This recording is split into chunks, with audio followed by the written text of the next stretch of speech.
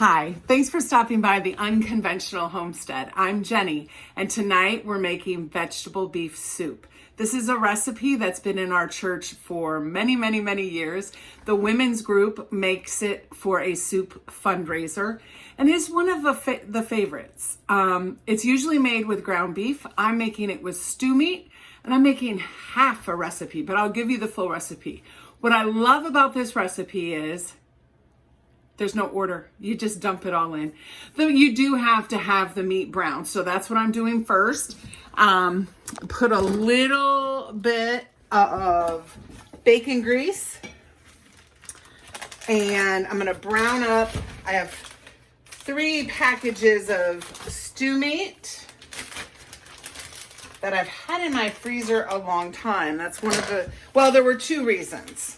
My friend Deb from church, her and her husband really like this soup, and I wanted to make it for them for Christmas. Now, I'm making this is the Wednesday before Christmas, and the issue is we're getting a snowstorm tonight, so I'm hoping that we can get it to her before Christmas, but if not, I will put it in the freezer and I will get it to her. But that's why I'm making it with stew meat and not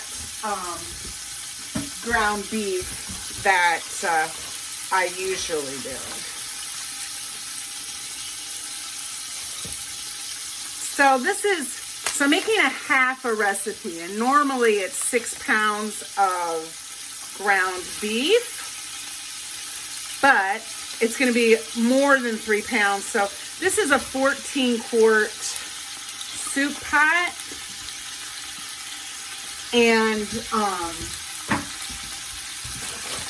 I am probably going to make more than 9 quarts because the recipe's for an 18-quart roaster. That's what we have at church. I've made it in a 22-quart roaster as well, so you know, it's a very forgiving recipe, which is nice. That's a very nice thing. I want to rinse or wash my hands here. But this is something that, you know, if you had ground beef browned in your freezer, would be a great dump and go soup recipe for a weeknight.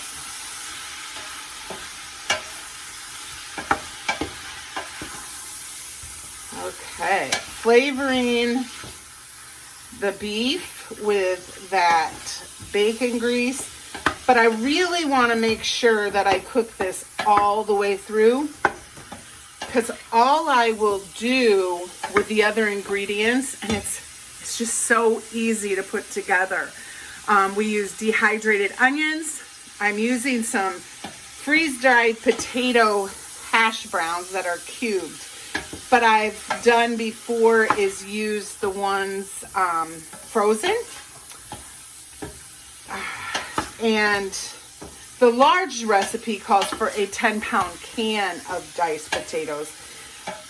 When I ran the fundraiser the last time we had it 3 years ago, we switched to the 10-pound cans because they're already peeled and diced. Before that, they had always peeled and diced them, so they got a little bit of the Jenny being quick in the kitchen. But you know what? Everybody still liked it. So that's always a good sign that you made the right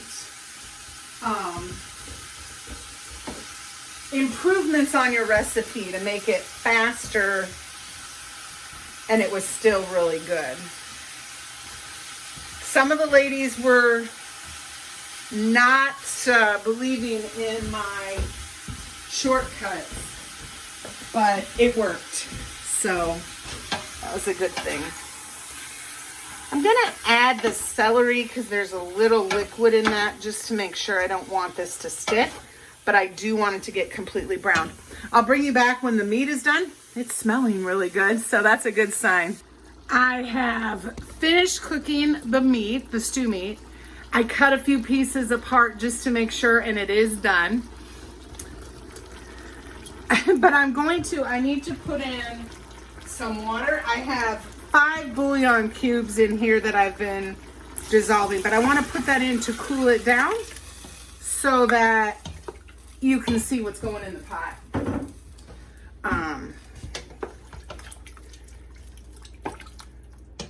Okay.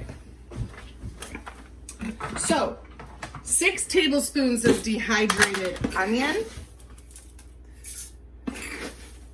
So this is 2 tablespoons. So 3 of those is 6. 1/4 of a cup of parsley.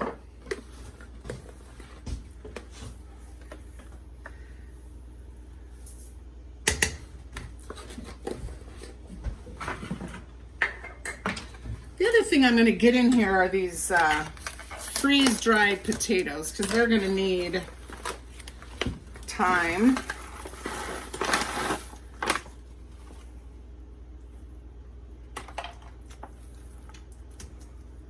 Oxygen absorber. Don't want to mix that in. Okay, let's get this all in the liquid. Those onions are delish.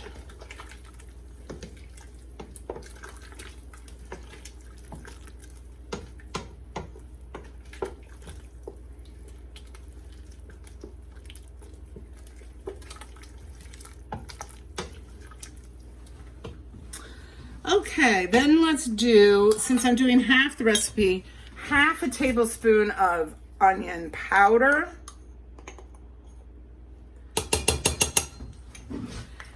Half a teaspoon, or half a tablespoon, excuse me, of pepper.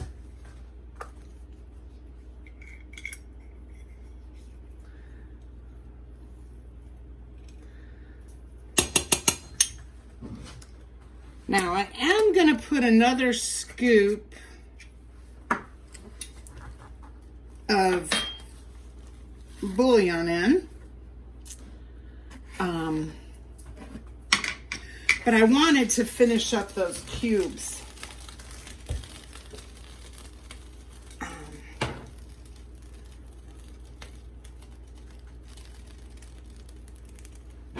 So I think we'll try that and see if that's enough.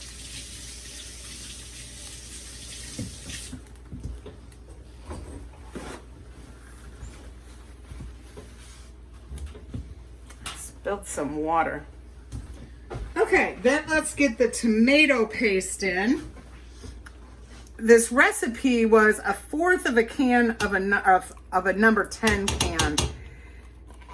So I'm doing 4 little cans of tomato paste. Now, if you decide to make this for a big event, the number 10 can, I'd get a bigger one than these 6 ounces. But the number 10 cans are just way easier to use. You would just want to make sure you're making 4 batches of the soup so that you use the whole big can.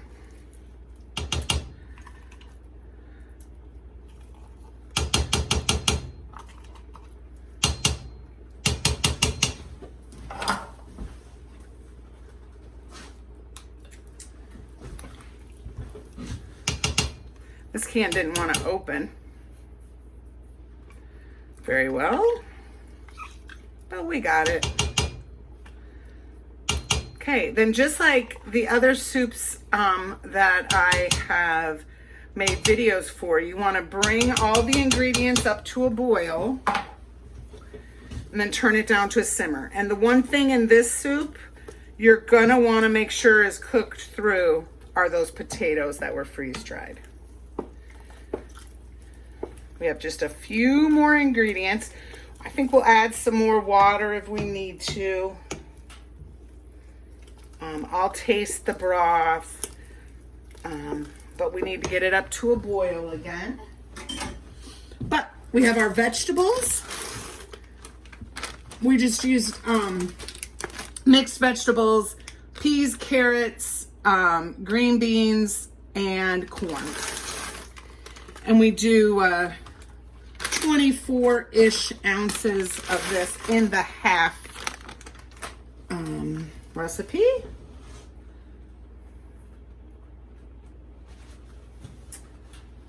Wouldn't be a video if I didn't slop something.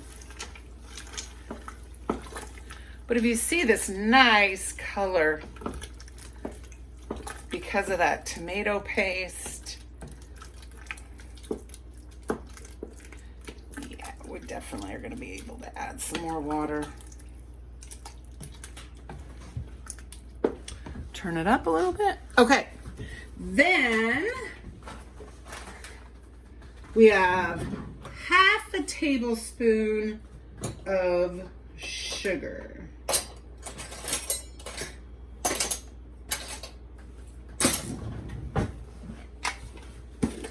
A lot of times when there is a tomato product, you do get a little sugar just to balance out.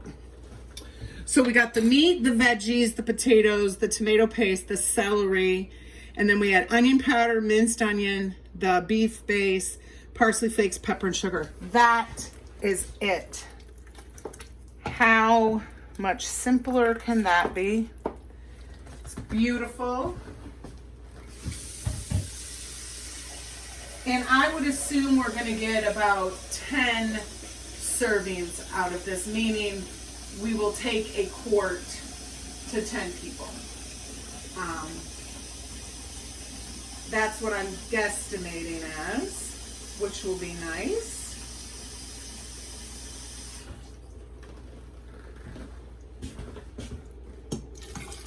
And this is a really nice one to have in your freezer. It's pretty, aren't any spices in it. It's not hot. And so if someone is sick, it is a really nice one to give to somebody to help healing and that type of thing. So let me know if you've ever made a vegetable beef soup. I think a vegetable soup would be good. And, you know, what vegetables do you put in? I think potatoes, corn, peas, green beans, carrots, onions, celery. But I'm sure that people have other favorites that they put in. So comment below. I'm going to bring you back once it gets to a boil, and then we're almost done. So, but it's nice, packed with lots of goodies to eat. But just make sure you're scraping that bottom because we want to get that tomato paste and everything mixed all up.